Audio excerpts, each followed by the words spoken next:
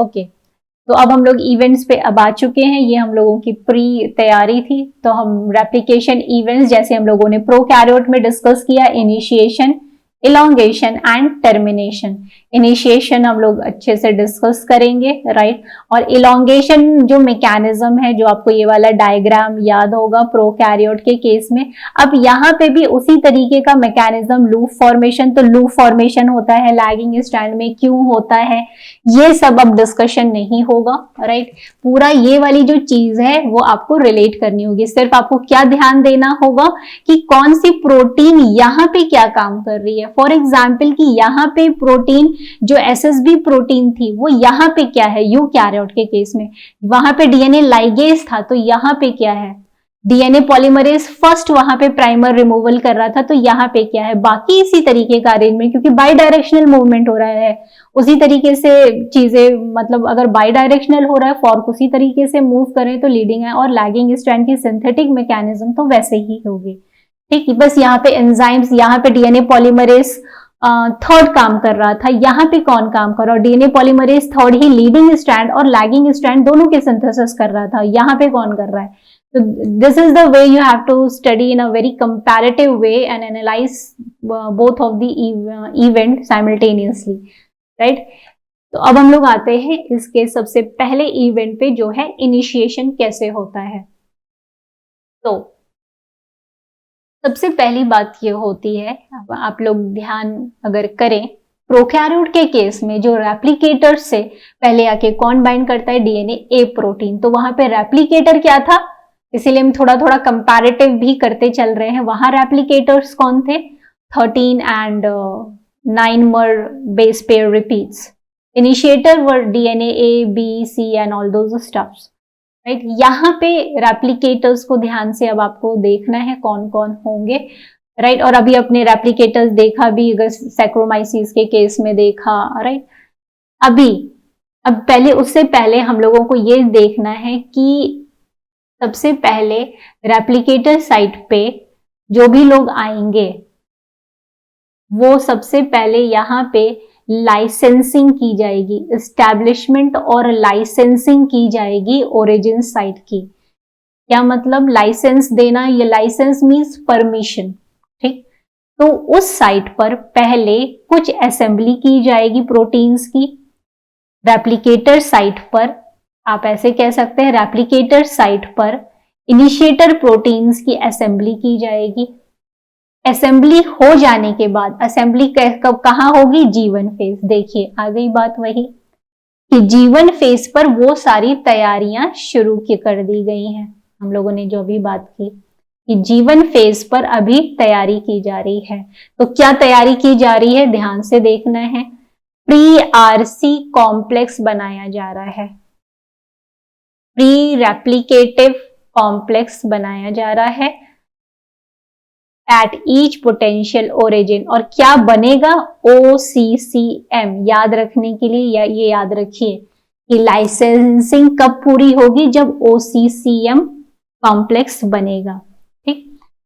तो क्या हम लोगों ने देखा, रेप्लिकेटर साइट पर इनिशिएटर प्रोटीन्स आएंगी और वहां पे लाइसेंसिंग की प्रक्रिया होगी, और ये प्रक्रिया G1 फेज में होगी। तो वहां पे जो भी प्रोटीन्स आएंगी तो वो एक तरीके से काम कर रही हैं, सारी तैयारी कर रही हैं कि भाई जो मेन हेलिकेज एंजाइम है जो कि अनवाइंडिंग शुरू करेगा उसको आके बैठाया जाए। पर उसके पहले तो कोई और जैसे कि आपने प्रोकैरियोट के केस में देखा कि वहां पे कौन कौन प्रोटीन आ रही थी, डीएनए ए प्रोटीन आती है, फिर डीएनए सी बी को लेके आती है, ठीक। तो उसी तरीके से यहाँ पे अभी हम लोग देखेंगे। उसके बाद क्या होगा, जब ये तैयारी हो जाएगी, यानी रेप्लिकेशन कॉम्प्लेक्स, ये जो डीएनए स्ट्रैंड है, यहां पर आप हेलिकेज आके लोड कर देंगे। और यहाँ पे ध्यान रखना है, जो हेलिकेज लोड होगा वो कैसे फॉर्म में हो रहा है, डाइमर फॉर्म में इस तरीके से होगा। डाइमर नहीं कह सकते, उसके दो डबल हेक्सामेरिक फॉर्म जो है इस तरीके से लोड होंगे, जो भी हम लोग देखेंगे। तो अब जब यहाँ पे ये हो गया, बाद बस ऐसे ही बैठा रहेगा। जैसे ही एस फेज शुरू होगा, जैसे ही एस फेज शुरू होगा फिर जाके यहाँ पे जो भी हेलिकेज आया था उसको एक्टिव किया जाएगा। तो ये ध्यान में रखना है। तो यहाँ पे क्या हो रहा है, हेलिकेज की लोडिंग हो रही है, उसको कह रहे हैं licensing, which is at G1 phase. S phase में हेलिकेज का एक्टिवेशन हो रहा है, तो उसको हम लोग कह रहे हैं ओरिजिन एक्टिवेशन। फाइन, इसी चीज को हम लोग देख लेते हैं। ये भी इंपॉर्टेंट बात है कि भाई डीएनए रेप्लिकेशन, हम लोग के सामने तो कुछ ही प्रोटीन्स आपको लोगों को अपने कॉम्पिटिटिव पॉइंट ऑफ व्यू या समझने के लिए रिक्वायर्ड है, बट अभी तक लगभग ओवर 50 डिफरेंट प्रोटीन्स जो हैं वो पॉसिबली डिस्कवर की गई हैं कि वो पार्टिसिपेट करती है यूकैरियोटिक डीएनए रेप्लिकेशन के लिए। इट इज हाईली रेगुलेटेड अपने आप में ही। फिर से मैं बात कहूंगी कि जब भी अगर जिसको भी स्ट्रॉन्ग कॉन्सेप्ट ओरिजिनेट करना है तो सेल साइकिल के कॉन्सेप्ट के साथ G1 और S फेज का जो ट्रांजिशन यहाँ डिस्कस होता है उसको अगर देखें तो स्ट्रॉन्ग कॉन्सेप्ट और स्ट्रॉन्ग होगा। सो ये आपकी अपनी एक होमवर्क रहेगा। And the general mechanism of replication is well conserve from yeast to humans. तो जो जनरल मैकेनिज्म है जो ईस्ट से लेके ह्यूमंस तक पूरा कंजर्व है कि वैसे ही मैकेनिज्म होता है। DNA replication primary involves two phases of the cell cycle. What was that? Establishment or licensing of potential origins of DNA replication. देखिए यहाँ पे एक टर्म आ रहा है, ये बार बार आता है, पोटेंशियल ओरिजिन, यानी डीएनए तो बहुत लंबा है, बड़ा है, राइट? तो वहां पे कौन सी ऐसी साइट है जहां जिनके पास कैपेबिलिटी है कि वहां से जो रेप्लिकेशन है वो स्टार्ट होगा। ठीक, तो अगर जहां से स्टार्ट होगा वहां पे भी पहले क्या करना पड़ेगा, लाइसेंसिंग देनी पड़ेगी। ठीक, और वो कहां पे होगा, G1 फेज पर। And then in a temporally ordered pattern during S phase each origin is activated. तो क्या होगा, जहां जहां पे भी जितना भी भाई डीएनए है और जहां जहां पोटेंशियल ओरिजिन साइट है, जहां जहां से रेप्लिकेशन पॉसिबल है, वहां वहां पे क्या होगा, लाइसेंसिंग होगी, प्रोटीन्स आके असेंबल करेंगी। ठीक है, यानी कह सकते हैं वो प्रोटीन्स का मेन रोल ही है हेलिकेज को लोड करना। तो वो एक स्टेप वाइज प्रोसीजर होता है कि वो हेलिकेज को लोड करती हैं G1 फेज पे सारे ओरिजिन साइट पे, और फिर S फेज में जितनी ओरिजिन साइट पर वो असेंबली हुई है हेलिकेज की, एक साथ सब एक्टिवेट कराई जाएंगी हेलिकेज। ठीक है, in a controlled manner resulting in the entire genome being duplicated once. ठीक, तो क्या हम लोगों ने देखा, बहुत लंबा जीनोम होता है यूकैरियोट के, बहुत सारे रेप्लिकेटिंग साइट्स होती हैं, ओरिजिन साइट होती हैं, और सभी के पास जाके असेंबली हो जाती है प्रोटीन्स की, फिर हेलिकेज लोड हो जाता है G1 फेज में। फिर S फेज में जब वो जीनोम आता है तो जहां जहां पे भी हेलिकेज की लोडिंग कराई है इन प्रोटीन्स ने, अब वो हेलिकेज को एक्टिवेट कर दिया जाएगा ताकि अब स्टार्ट हो जाए। तो अब हम लोग लाइसेंसिंग को ऑब्वियसली डिटेल में, भाई कौन कौन सी प्रोटीन्स हैं जो लाइसेंसिंग के लिए पार्टिसिपेट कर रही हैं। तो लाइसेंसिंग के लिए अब इस स्टेप को थोड़ा सा ध्यान से देख लीजिए, तो फिर स्टेटमेंट्स की आप लोग प्रैक्टिस अपने आप को चेकआउट करते रहिएगा कि हाँ मैंने स्टेप को समझ लिया, मुझे प्रोटीन समझ में आ रही है, वो किस तरीके से बिहेव कर रही हैं। तो सबसे पहले सपोज ये डीएनए सेगमेंट्स है, this is a DNA segment, और यहाँ पे भाई कोई साइट है जो कि पोटेंशियल ओरिजिन साइट है, जहां पे जिसके पास कैपेबिलिटी है कि वहां से रेप्लिकेशन स्टार्ट हो सकता है। ठीक, तो यहाँ पे क्या हुआ, ORC complex, origin recognition complex. तो रेप्लिकेटर से सबसे पहले ये इनिशिएटर प्रोटीन बाइंड कर रही है। वहां पे क्या था रेप्लिकेटेड, 9 13 एंड 9 के 4 बेस पेयर, 13 के 3, और कौन प्रोटीन, डीएनए। यहाँ पे क्या है, यहाँ पे रेप्लिकेटर्स अगर ईस्ट की बात कर रहे हैं तो ARS सेगमेंट हो गया, और यूकैरियोट की बात कर रहे हैं तो कोई पोटेंशियल ओरिजिन साइट है वहां पे आके कौन बाइंड कर रहा है, ORC। और ये ORC जो है आप देख रहे हैं, दिस इज अ हेक्सामेरिक प्रोटीन, और इसको ध्यान से देखें तो 1 2 3 4 5, जो 5 है लगभग 1 को छोड़ के, क्योंकि 1 का थोड़ा अलग बाइंडिंग डोमेन होता है, ये सभी के पास जो है आप देख रहे हैं उनको ब्लू से ही रिप्रेजेंट किया गया है कि इनका सभी का एक ही फंक्शन होता है, राइट। पर ORC6 जो है अलग अलग ऑर्गेनिज्म में अलग अलग कुछ फंक्शन करते हुए देखी गई है। हम लोगों को उतना डिटेल जाना नहीं है, बट यहाँ पे रिप्रेजेंट किया जा रहा है कि वो थोड़ा पर्पल कलर से इस तरीके से दिखाया गया है। तो और इनके पास क्या होता है, AAA+। अब आपको समझ में आ रहा होगा क्यों हम लोगों ने SF6 सुपर फैमिली, हेलिकेजेस, ये सब का डिस्कशन किया था। तो इसके पास भी क्या होता है, AAA+ डोमेन होता है, ठीक। तो अब हमको इसके डिटेल्स में जाने की जरूरत नहीं है। जैसे ही ये बाइंड करती है ओरिजिन साइड से, ये CDC6 आके बाइंड करती है, ज्वाइन कर लिया इसने यहाँ पर CD6। तो अब हमारे पास फिर क्या बन गया, ORC CD6 कॉम्प्लेक्स बन गया। जैसे ही ये बाइंड करती है, अब यहाँ पे आप लोग को ध्यान थोड़ा सा ये देना है कि MCM27 ये क्या है, जो वहां पे DNA B थी, यहाँ पे क्या है MCM27। प्रोकैरियोट में क्या होता है, हेलिकेज होता है, DNA B, यहाँ पे हेलिकेज क्या MCM27। तो 2 से काउंट करेंगे, 2 3 4 5 6, तो 6 ये भी हेक्सामेरिक ही है, हेक्सामेर है, ठीक। मिनी क्रोमोसोम मेंटेनेंस प्रोटीन, तो अभी फुल फॉर्म पे नहीं जा रहे हैं, बट चलिए हो गया MCM27। अब यहाँ पे आप देख रहे हैं इन प्रोटीन्स का जो दिखाया गया है, ये सब प्रोटीन्स हैं, 6 प्रोटीन है, इनका C टर्मिनल इस साइड है और N टर्मिनल इस साइड है। अब इसको नोटिस करना है। फिर ये CDT1 के साथ जो है इस कॉम्प्लेक्स को ज्वाइन कर लेती है और क्या बना लेती है, OCCM। तो OCCM ही एक तरीके से क्या हो गया है, प्री रेप्लिकेशन कॉम्प्लेक्स, ठीक। ये आपका बन गया। तो OCCM का मतलब क्या हो गया, यहाँ पे कौन कौन है, ORC1 to 6 है, CDC6 है, CDT1 है, दिस इज CDT1, और क्या है, पूरी की पूरी MCM27 प्रोटीन है, ठीक। उसके बाद आप देख रहे हैं कि यहाँ पे ये जो है, ये ORC जो है ये पूरी इस तरीके से अरेंज होती है कि वो यहां अभी थी, अभी C साइड पर थी, अब कहां पे आ गई है, N साइड पर आ गई है, इस साइड पर ये शिफ्ट हो गई है। और ड्यूरिंग दिस फिनोमेना क्या हो जाता है, CDC6 CDT1 रिलीज हो चुकी हैं, फिर से ये ज्वाइन करती हैं, देखिए यहां से फिर से ज्वाइन कर रही हैं और फिर से वही काम करती हैं। इस बार जो हेलिकेज लोड हो रहा है ये MCM27, वो किधर हो रहा है, N to C।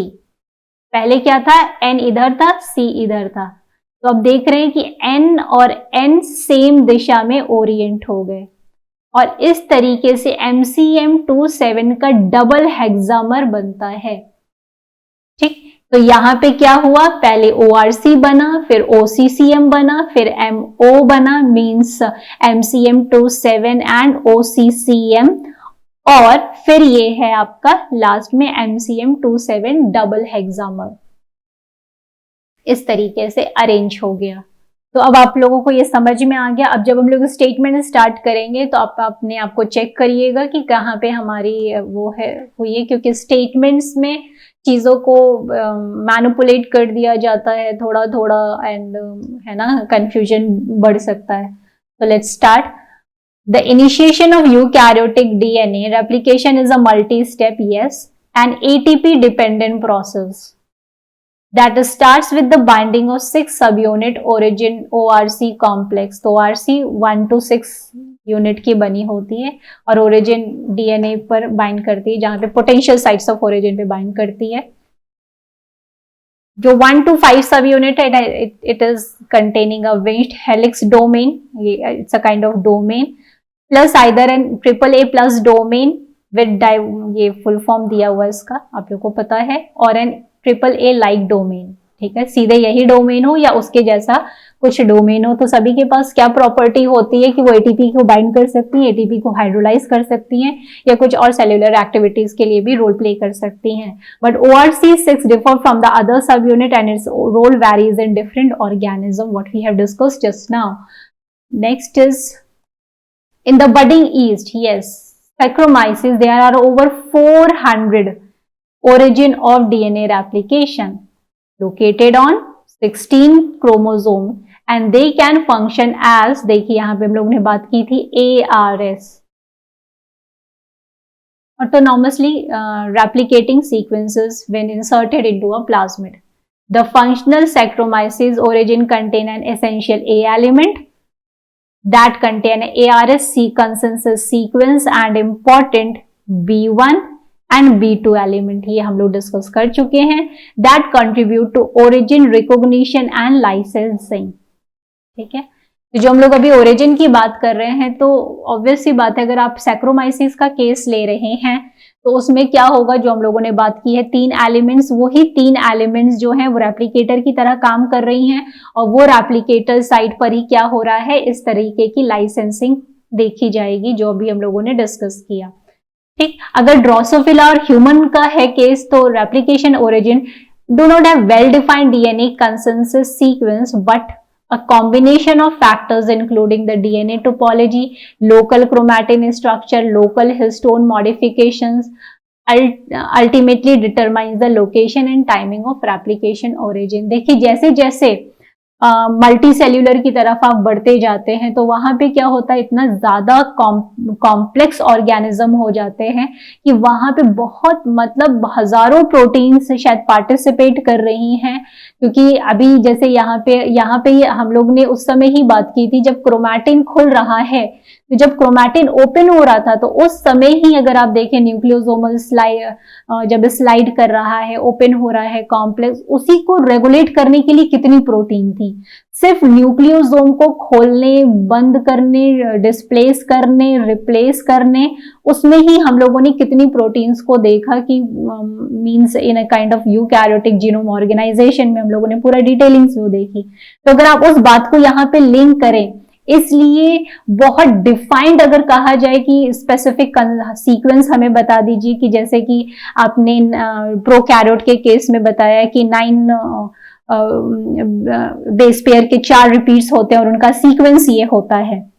ठीक है, पर कॉम्प्लेक्स ऑर्गेनिज्म में ये बता पाना या ये चीजों पर वो कर पाना बहुत ही प्रॉब्लमैटिक होगा, क्योंकि वहां पे मल्टीपल प्रोटीन है, मल्टीपल सीक्वेंसेस हो सकते हैं और उनमें बहुत ऐसा नहीं है कि कोई एकदम फिक्स्ड कोई सीक्वेंस हो, कुछ अलग अलग सीक्वेंसेस भी हो सकते हैं जो कि अलग अलग प्रोटीन उनको आइडेंटिफाई कर रहे हैं।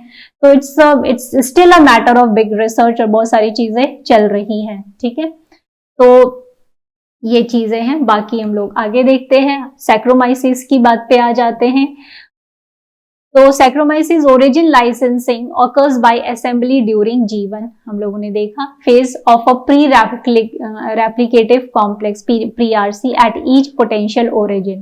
तो प्री-RC कॉम्प्लेक्स बनता है, pre RC assembly requires what, ORC, CDC6, MCM27, heterohexamer मतलब 2 होने चाहिए, डबल हेक्सामर होने चाहिए, एंड इस चैपरॉन मीन्स CDT1। तो OCCM हम लोग ने लिखा था to form a double hexamer, DH यहाँ दिया है, of MC27 complex at every origin. तो एक तरह से हम लोग को क्या समझ में आ रहा है कि जो ORC, CDC6 और CDT1 ये तीनों मिलकर किसको बुला रहे हैं, MCM27 को ओरिजिन साइट पर लोड कर रहे हैं। ORC binds to a replication origin throughout the cell cycle, but ORC alone is insufficient for assembly of pre-RC। तो यहाँ पे ये कह रहे हैं कि पूरी सेल साइकिल भले ही चल रही है तो उस समय ORC जो है प्रेजेंट हो सकता है, ये तो प्रोटीन ही है ना, ये प्रोटीन्स प्रेजेंट हो सकती हैं, पर जरूरी नहीं कि ये कॉम्प्लेक्स बना दें और हेलिकेज को लोड कर दें। क्यों? क्योंकि जब तक CD6 और CD1 नहीं होगा, ORC अकेले जो है MCM को नहीं लोड करेगी। तो कहने का सेंस ये है कि भाई जब पूरी साइकिल आपकी चल रही है तो पता चला कि ये भी चीज है, इसीलिए देखिए एक्टिवेशन और इनएक्टिवेशन का फिनोमेना रखा गया। जैसे आप कह सकते हैं कि जीवन में जब प्रोटीन जिन प्रोटीन्स को जीवन में काम करना, मान लो A, B, C, ठीक, तो इनका जब जीवन में काम हो गया तो इनको डिग्रेड कर दिया जाए। फिर इन मान लो एस फेज में मान लो है DEF प्रोटीन, इनका काम हो गया इनको डिग्रेड पर। Every time you are making, manufacturing and degrading the protein, तो वो कितना वेस्टफुल प्रोसीजर हो जाएगा, क्योंकि सेल साइकिल तो चलनी ही है। तो इससे बेटर है कि जब तक एस साइकिल नहीं आ रही है, इससे बेटर है कि डी प्रोटीन्स को इनएक्टिव करके रख दो। एस फेज आ जाएगा तो डी को एक्टिव कर दो, तो इससे क्या होगा, वेस्ट नहीं जाएगी प्रोटीन। उसी तरीके से यहाँ पे जैसे ORC का आपको एग्जाम्पल मिल गया कि ORC क्या है, हर साइकिल में आपको दिखेगी कि हाँ ORC है, ORC प्रेजेंट है, जीवन चल रहा है ORC है, M चल रहा है ORC प्रेजेंट है, पर क्योंकि अकेले वो कुछ कर नहीं पाएगी, इसका मेन काम तो क्या है, हेलिकेज को लोड करना, अकेले वो कर नहीं पाएगी। So this is a kind of fruitful thing कि हाँ हम हर बार हर प्रोटीन को डिग्रेड करना जरूरी नहीं होता स्पेसिफिक साइकिल्स में। ठीक, next, beginning after anaphase of mitosis the replication initiator CDC6 binds to ORC and sets in motion a complex. तो कहने का सेंस क्या है, ORC तो प्रेजेंट है, तो बस जैसे ही एनाफेज खत्म हुआ उस समय जो है CDC6 जो है ORC से बाइंड कर जाए। आप इस चीज को ऐसे भी समझ सकते हैं, अगर आपको कि क्या कह रहा है कि ORC प्रेजेंट है, मान लीजिए यहाँ पे भी ORC M फेज में ORC प्रेजेंट है, ठीक, जैसे ही एनाफेज ऑन हुआ, एनाफेज शुरू हुआ, दिस एनाफेज, ठीक, तब तक क्या किया, CDC6 को तैयार कर लिया गया कि CD6 आए और धीरे धीरे अब बाइंडिंग की एक्टिविटी करे ORC, क्योंकि अब जीवन फेज आने वाला है। तो जीवन फेज आते आते भी अब क्या करना होगा, सारी तैयारी फ्रूटफुल करनी है। क्या करने के लिए, MCM27 को लोड करना है। तो ये लोग पहले से ही तैयारी शुरू कर दे रहे हैं। चलिए एक बार हम लोग फिर उन्हीं स्टेप्स को अब रिकॉल कर सकते हैं। तो सबसे पहला प्रोडक्ट क्या बन रहा था, ORC CDC6 कॉम्प्लेक्स। फिर क्या बन रहा था, CDC6 complex with the help of another replication. देखिए सब इनिशिएटर प्रोटीन है, CDT1, तो ORC is the initiator protein, CDC6 is the initiator protein, CDT1 is the initiator protein। और सभी इनिशिएटर प्रोटीन के पास कौन सी कैपेबिलिटी है, ऑलमोस्ट सभी के पास क्या होता है, AAA+ बाइंडिंग डोमेन, ATP को बाइंड करना और हाइड्रोलाइज करना। क्या ये लोग करेंगे, MC27 को रिक्रूट करेंगे। जैसे ही रिक्रूट करेंगे तो क्या फॉर्म हो जाएगा, OCCM complex that does not require ATP hydrolysis. अब ये हो गया है, अभी इस समय ATP हाइड्रोलिसिस की जरूरत नहीं है।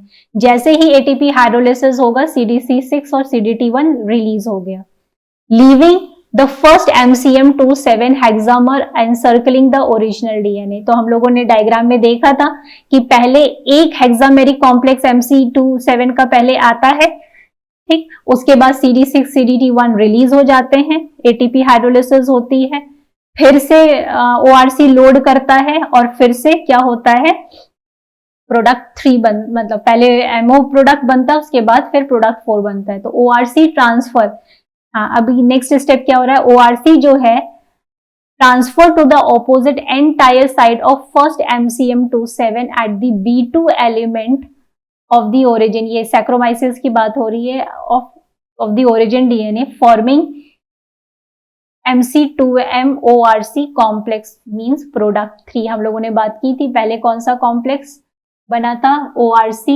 CDC6, फिर OCCM, फिर MO कॉम्प्लेक्स। तो MO कॉम्प्लेक्स CDC6 CDT1 तो चले गए हैं, तो हमारा प्रोडक्ट 3 क्या हो गया, MO हो गया।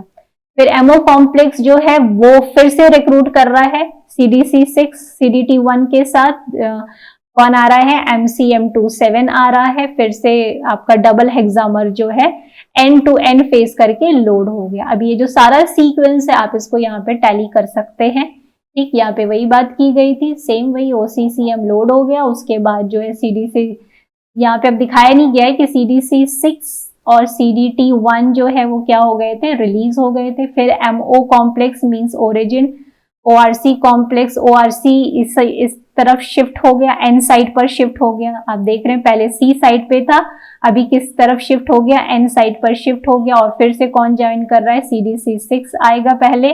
अब इसी चीज को पहले CDC 6 आएगा पहले, फिर CDT 1 और ये आएंगे और इस तरीके से फेस करेंगे। Now this is your code.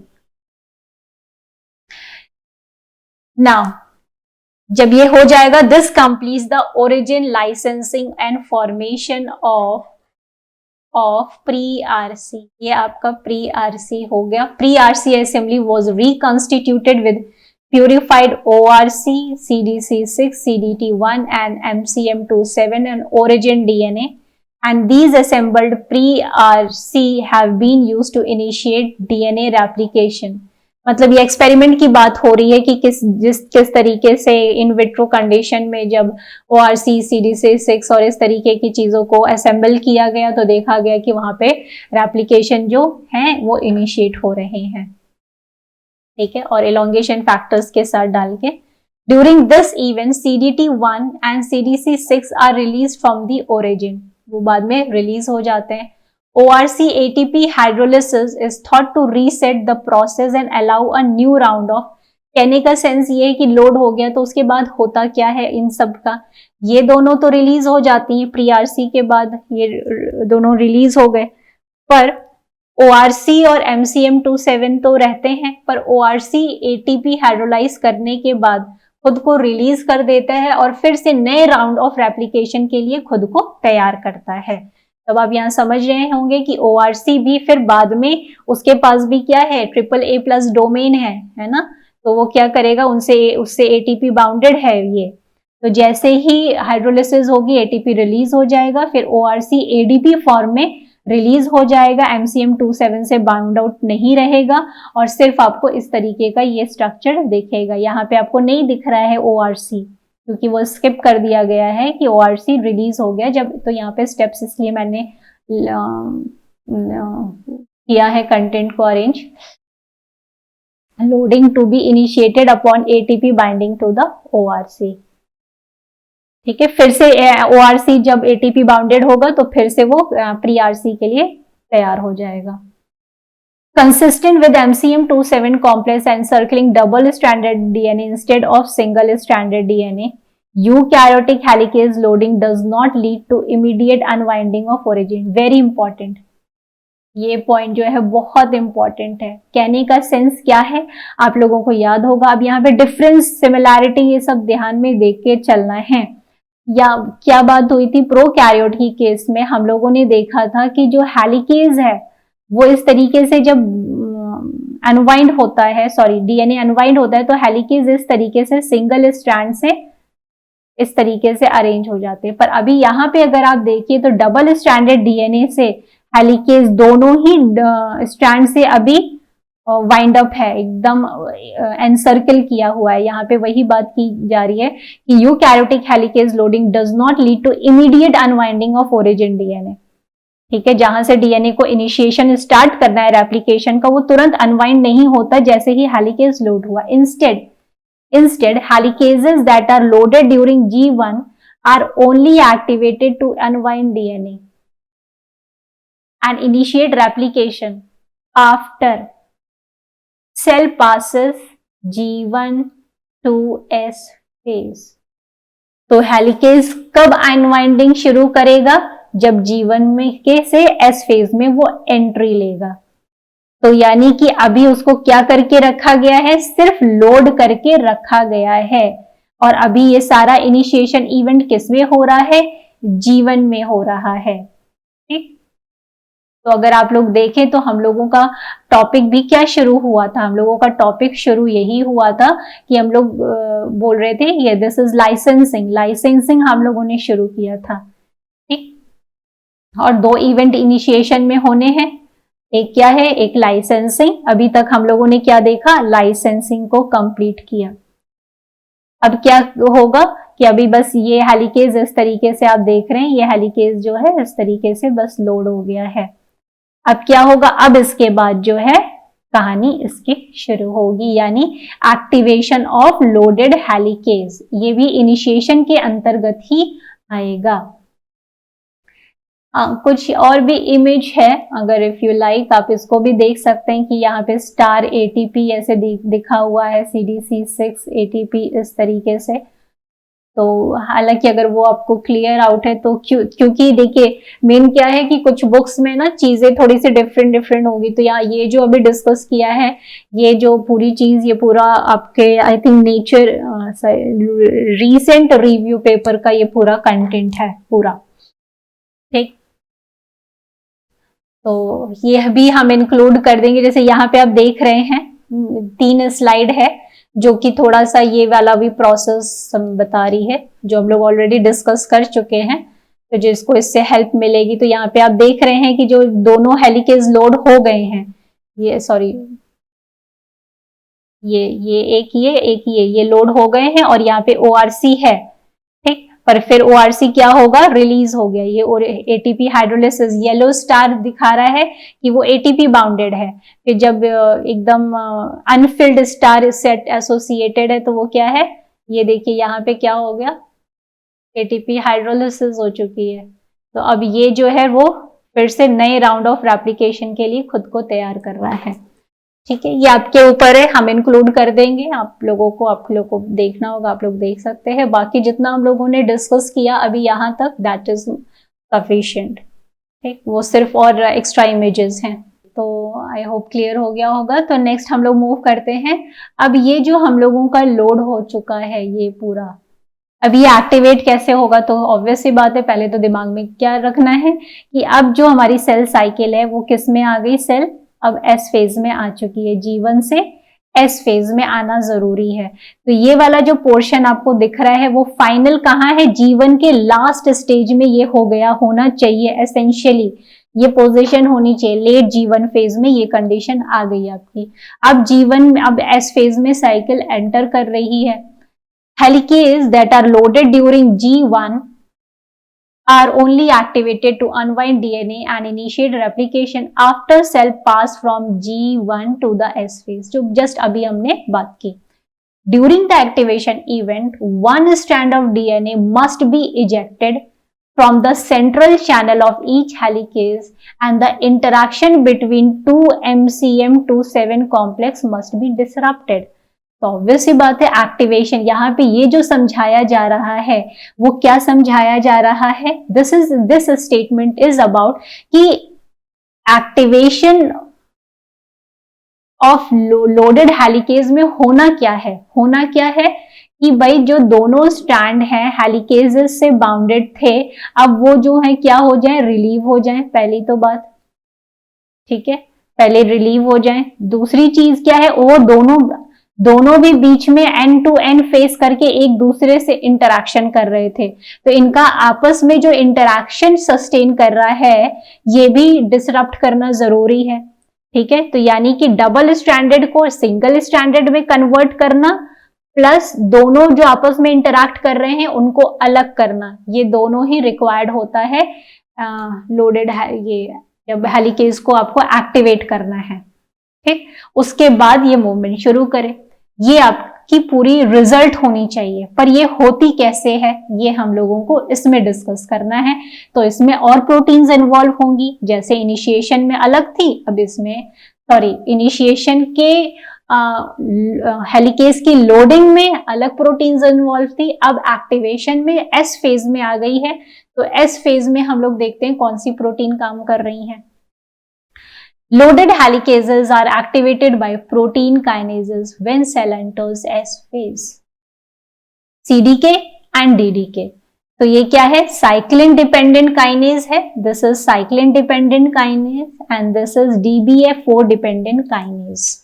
DBF4 नाम इसका है, DBF4 डिपेंडेंट काइनेज। DDK क्या करती है, टारगेट, इसका मेन टारगेट जो होता है वो होता है लोड जो ऑलरेडी हो चुका है MCM27 हेलिकेज, उसी को ये टारगेट करती है, ठीक है, उसको फॉस्फोराइलेट करती है। पर सीडीके का थोड़ा सा सुन लीजिए ध्यान से कि ये सीडीके क्या करती है, ये दोनों ही काइनेज प्रोटीन है, तो इनका काम क्या है, फॉस्फोराइलेशन करना, फॉस्फेट ग्रुप ऐड करना। ठीक, तो ये क्या करती है, सीडीके SLD2 और SLD3 प्रोटीन्स पर फॉस्फेट ग्रुप लगा देती है। जैसे ही इन पर फॉस्फेट ग्रुप लगता है, DPB11 इनसे आके बाइंड हो जाता है। ठीक, जैसे ही ये प्रोसेस होता है कि ये फॉस्फेट ग्रुप ऐड हो, इसने फॉस्फेट ग्रुप ऐड किया और ये फॉस्फेट ग्रुप देख के DPB11 इनसे बाइंड कर गया।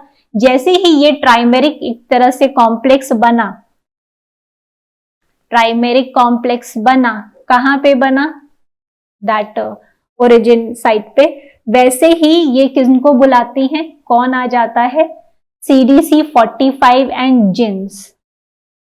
CDC45 एंड जिन्स ये क्या करेंगी, हेलिकेज को एक्टिवेट करने का काम करेंगी। हालांकि आप कह सकते हैं क्यों हेलिकेज को एक्टिवेट करने के लिए सीडीके और डीडीके नहीं है, बिल्कुल है, वो कर रही हैं, पर वो डायरेक्टली इन्वॉल्व नहीं है। पहले SLD2 SLD3 को फॉस्फोराइलेट किया, DPB11 बाइंड किया, फिर ये आई, फिर इन्होंने जाके एक्टिवेशन किया। फिर ये क्या करती हैं, स्टिमुलेट करती हैं MCM27 की ATPase और हेलिकेज एक्टिविटी।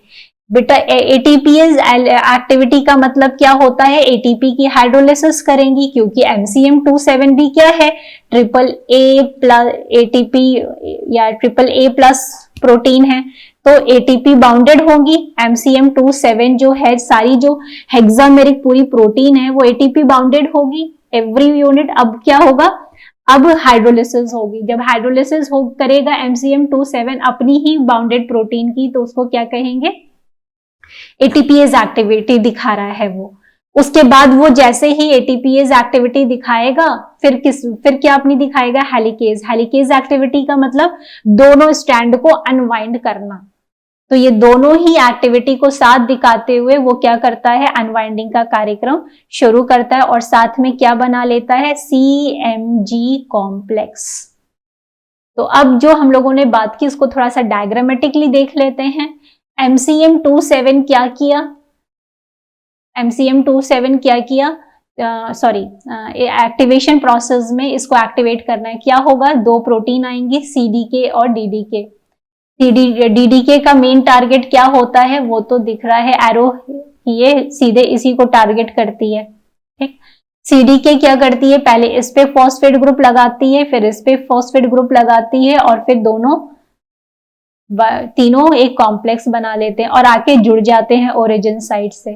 ठीक, और जैसे ही जुड़ते हैं तो फिर क्या होता है कि हाँ, ये जो है अपनी ATPase, फिर जिन्स CDC45 आके ज्वाइन करते हैं ATPase और हेलिकेज एक्टिविटी दिखाता है। तो let's tally one by one.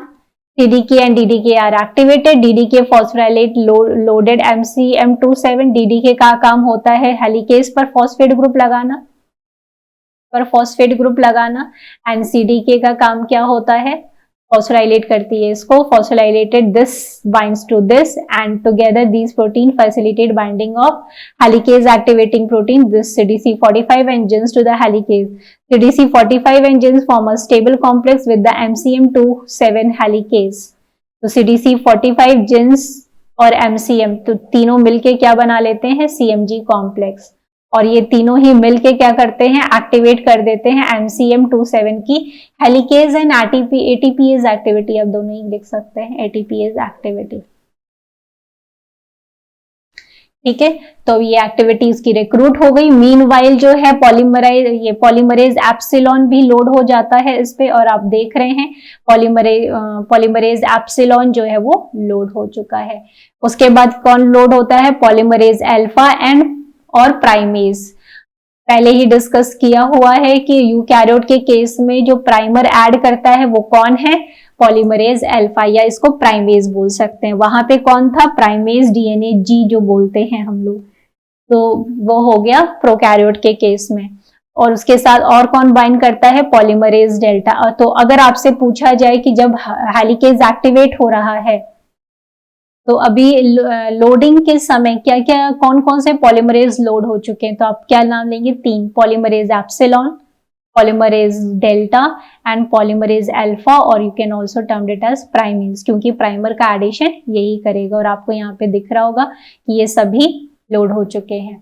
तो अभी यहाँ पे फंक्शन क्या है, पॉलीमरेज एप्सिलॉन जो है वो लीडिंग स्ट्रैंड की सिंथेसिस के लिए रिस्पॉन्सिबल हो जाएगा, पॉलीमरेज डेल्टा जो है वो लैगिंग स्ट्रैंड की सिंथेसिस के लिए रिस्पॉन्सिबल है, और पॉलीमरेज अल्फा जो है वो किसके लिए रिस्पॉन्सिबल है, प्राइमर की सिंथेसिस के लिए। क्योंकि ये दोनों जो है ये मेन काम तो यही दोनों करने वाले हैं, लीडिंग और लैगिंग स्ट्रैंड की, पर क्योंकि ये इनिशिएट नहीं कर सकते हैं प्राइमर एडिशन या पॉलीमरेज सिंथेसिस, तो इसके लिए सबसे पहले क्या करना पड़ेगा, प्राइमर ऐड करना पड़ेगा, जो हम लोग बात कर चुके हैं। तो यहाँ पे वही लाइनों को कंटिन्यू करते हुए लीडिंग स्ट्रैंड के लिए एप्सिलॉन को रिक्रूट किया गया है, और फिर जैसे ही सीएमजी कॉम्प्लेक्स बन जाता है, यहाँ पे ध्यान रखने वाली बात है, यहाँ पे ही दिख रहा है वैसे, SLD2, SLD3 और ये DPB11 वो रिलीज हो जाते हैं, ठीक है, और ये सीएमजी कॉम्प्लेक्स जो है वो साथ में फिर कंटिन्यू चलता है। ध्यान में क्या रखना है, डीएनए पॉलीमरेज अल्फा, प्राइमेज या DNA polymerase delta R only recruited after unwinding, ठीक। तो अब आपके पास एक और इंफॉर्मेशन आ गई बहुत इंपॉर्टेंट। एक तो ये हो गया कि इस समय जब ये एक्टिवेशन चल रहा है, फुली एक्टिवेशन, तो 3 पॉलीमरेज होते हैं, पर इनका टाइमिंग आपको याद रखना है। पॉलीमरेज एप्सिलॉन तब बाइंड ज्वाइन कर गया था जब अभी भी डबल ये डीएनए अनवाइंड था, पॉलीमरेज एप्सिलॉन तभी ज्वाइन कर गया था, पर डेल्टा और प्राइमेज जो है वो अनवाइंडिंग के बाद ज्वाइन किए। तो देखिए आपको कितने पॉइंट्स को बहुत ध्यान से ही देखना है, ठीक है। फिर जो डीएनए पॉलीमरेज एप्सिलॉन है, it is remain associated with the origin at the same time CDC45 and jeans before unwinding. In contrast, DNA polymerase delta and polymerase alpha both require DNA unwinding before their recruitment to the origin। जो भी हम लोगों ने देखा वही unwinding और winding का phenomena। This order ensures that all 3 DNA polymerase are present at the origin before the synthesis of first RNA primer by DNA polymerase alpha, ठीक है। तो कहने का सेंस क्या हो गया, सभी पॉलीमरेज प्रेजेंट हो जब डीएनए पॉलीमरेज अल्फा ऐड कर रहा हो प्राइमर, क्योंकि दोनों को ही पॉलीमरेज एप्सिलॉन और डेल्टा को किसकी जरूरत होगी, प्राइमर की जरूरत होगी। तो जाहिर सी बात है पॉलीमरेज एप्सिलॉन इसीलिए पहले से आके बैठ गया और डेल्टा भी ज्वाइन कर लिया, पॉलीमरेज अल्फा भी आ गया। तो अगर मान लीजिए कि पता चला पॉलीमरेज अल्फा पहले आ चुका है और ये लोग आई नहीं है, तो कोई मतलब ही नहीं है इसके प्राइमर बनाने का। पता चला ये आ चुका है और ये आया ही नहीं है तो भी नहीं, इसलिए बहुत एसेंशियल है कि ये तीनों ही प्रेजेंट रहें, ठीक, जब पॉलीमरेज अल्फा जो है प्राइमर बना रहा हो, क्योंकि ये प्राइमर बनाने के बाद डिसोसिएट हो जाता है, ठीक। तो उसके बाद कौन रोल ले लेता है, पॉलीमरेज डेल्टा। तो अब यहाँ पे बात ये है जो पॉलीमरेज अल्फा है, ठीक, तो वो थोड़ा सा आरएनए प्राइमर सिंथेसिस करता है, उसके बाद वो डीएनए की भी सिंथेसिस कर सकता है। तो अब प्रॉब्लम ये होगी कि और फिर ये डिसोसिएट हो जाता है। तो पॉलीमरेज अल्फा अगर कर सकता है सिंथेसिस तो क्यों डिसोसिएट हो जाता है, क्योंकि इसके पास 3 prime to 5 prime exonuclease activity नहीं होती।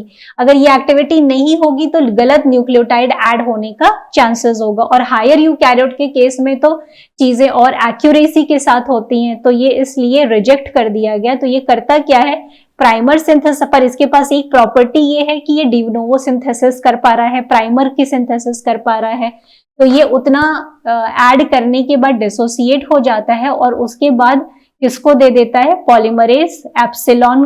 तो एक ही बार देगा, उसके बाद ये पूरी सिंथेसिस कर देगा क्योंकि ये लीडिंग स्ट्रैंड की सिंथेसिस कर रहा है। पर पॉलीमरेज डेल्टा जो है उसको तो पॉलीमरेज अल्फा को बार बार प्राइमर रिलीज करना पड़ेगा, फिर पॉलीमरेज डेल्टा स्विच करेगा। ठीक है, पॉलीमरेज अल्फा प्राइमर ऐड करेगा, फिर पॉलीमरेज डेल्टा आके फ्रैगमेंट बनाएगा, फिर क्योंकि लैगिंग स्ट्रैंड पे डिसकंटिन्यूअस सिंथेसिस होती है तो बार बार प्राइमर ऐड होगा, बार बार फिर पॉलीमरेज डेल्टा भी आएगा।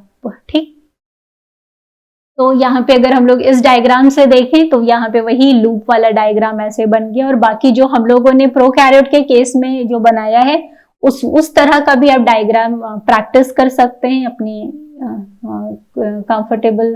आप देख लीजिए कि हाँ हमें आ रहा है उस तरह से बनाने या नहीं, बाकी चीजें वही हैं।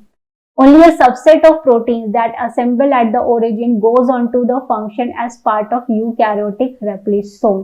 अब यहाँ पे बात आ गई कि बाई डायरेक्शनल फॉर्क ओरिजिन हो गया, यहाँ पे 2 रेप्लिकेशन फॉर्क चल रहे हैं। अब यहाँ पे रेप्लिजोम क्या है, पूरा रेप्लिजोम क्या है, पूरा एक सीएमजी कॉम्प्लेक्स और पॉलीमरेज। रेप्लिजोम क्या होता है, जो कि अब वो पूरा यूनिट या असेंबली ऑफ प्रोटीन जो कि पूरे डीएनए को रेप्लिकेट कर रही हैं। द सीएमजी कॉम्प्लेक्स तो क्या है, the CMG complex and the 3 DNA polymerase become part of replication fork machinery. तो ये पूरा आपका क्या हो गया, एक तरह से यूकैरियोटिक रेप्लिजोम। फाइनली सारा कुछ होने के बाद तमाम प्रोटीन ने हेल्प की, मदद की, उसके बाद जब रेप्लिकेशन स्टार्ट हो गया और डबल रेप्लिकेशन जो रेप्लिकेशन फॉर्क है वो बाई डायरेक्शनली मूव करने लगा, तो अब ये पूरा कॉम्प्लेक्स जो है एज अ रेप्लिजोम काम करेगा और हमेशा पूरा जो है डीएनए सिंथेसिस करने में ये मदद करेगा।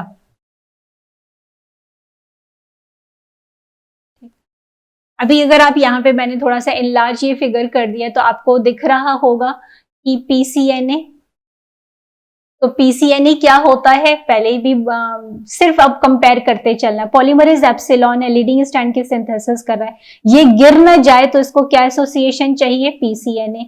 उसी तरीके से पॉलीमरेज डेल्टा लैगिंग स्ट्रैंड की सिंथेसिस कर रहा है, पीसीएनए गिरे ना तो स्लाइडिंग क्लैंप। तो पीसीएनए यहाँ पे क्या है, स्लाइडिंग क्लैंप।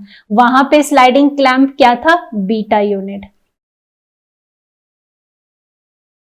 ठीक, इसका पूरा नाम है प्रोलिफरेटिंग सेल न्यूक्लियर एंटीजन, जो भी हम लोग आगे भी देखेंगे। ठीक, दूसरी चीज क्या है, आरपीए। यहाँ पे जो एसएसबीपी प्रोटीन बाइंड करती थी कि अनवाइंड दोबारा ना हो या रीअनील ना हो, उसके लिए सिंगल स्ट्रैंडेड बाइंडिंग प्रोटीन काम करती हैं। तो यहाँ पे भी जरूरत पड़ेगी उस तरह की प्रोटीन्स की, तो वो प्रोटीन कौन सी है, आरपीए, जिसका नाम है रेप्लिकेशन प्रोटीन ए।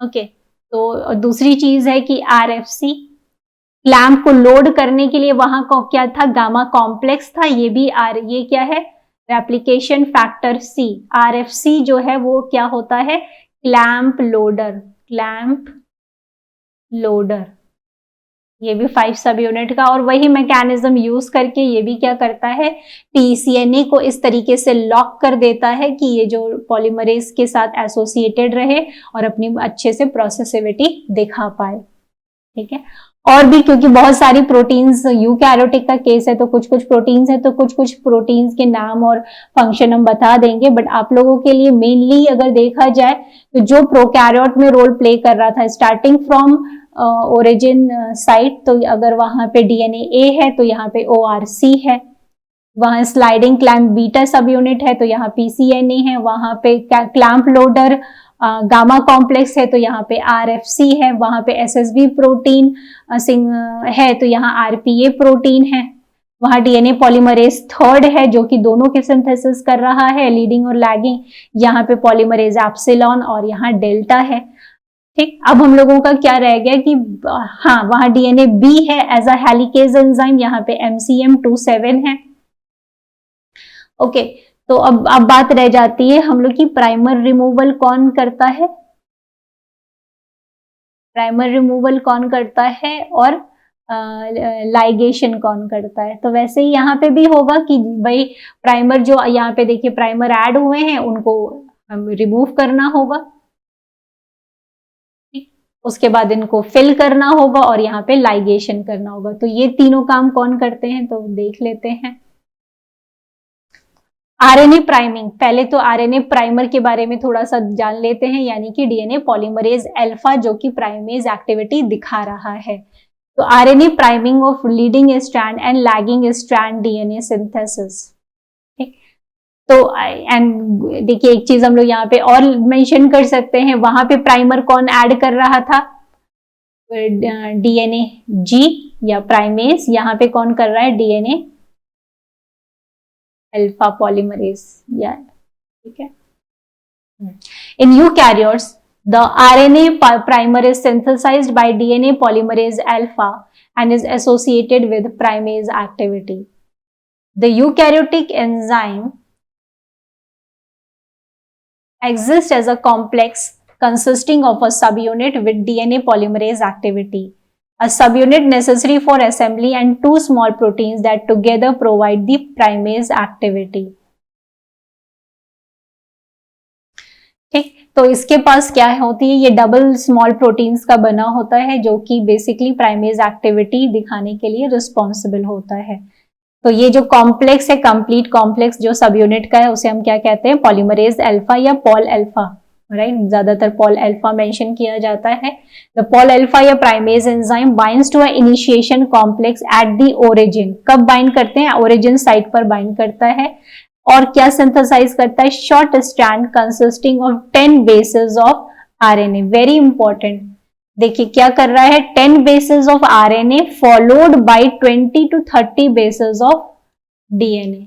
तो DNA polymerase alpha has the capability of synthesis of manufacturing RNA, this is RNA, और उसके बाद डीएनए सिंथेसाइज करने लगता है। ठीक, और ये जो डीएनए बना रहा है, तो सवाल यही पूछा जाता है कि भाई डीएनए पॉलीमरेज अल्फा डीएनए बना सकता है, तो यही ये बनाते जाता है, but it lacks proof reading activity. ठीक, तो ये जो पोर्शन है फिर इसको रिमूव करना होता है। कॉल्ड आई डीएनए, इसको क्या बोला जाता है, इसको बोला जाता है आई डीएनए या initiator DNA. The process of replacing polymerase alpha primase, this is extremely important. Process of replacing alpha primase with DNA polymerase delta or pol epsilon is called polymerase switching. जैसा कि बताया गया कि लीडिंग और lagging strand में primer कौन बनाएगा, यही डीएनए पॉलीमरेज अल्फा प्राइमर बनाएगा। ज्यादा दूर तक बना नहीं सकता क्योंकि ये गलत न्यूक्लियोटाइड ऐड करने की संभावना है, तो ये अपना रोल लीडिंग स्ट्रैंड में ये अपना किसको दे देगा, एप्सिलॉन को दे देगा।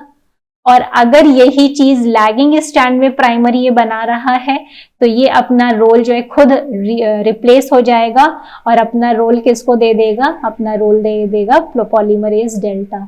तो यानी कि यहाँ पे अल्फा जो है, डीएनए पॉलीमरेज अल्फा, मान लो ये अल्फा है, ये क्या होता है, इतना काम करने के बाद ये रिमूव कर दिया। ठीक, तो यानी तो यहाँ पे लैगिंग स्ट्रैंड में डेल्टा आ गया अल्फा को रिप्लेस करके, और लीडिंग स्ट्रैंड में अल्फा को रिप्लेस करके कौन आ गया, एप्सिलॉन। इसको कहते हैं पॉलीमरेज स्विचिंग। तो this term is relatively very important. Typically the combined DNA polymerase alpha primase product is between 50 and 100 base pair, ये लेंथ है। एंड द फर्दर एक्सटेंशन जो है, उसके आगे का एक्सटेंशन लीडिंग स्ट्रैंड में एप्सिलॉन और लैगिंग स्ट्रैंड में डेल्टा करता है, और कितना सिंथेसाइज करता है, 110,000 न्यूक्लियोटाइड।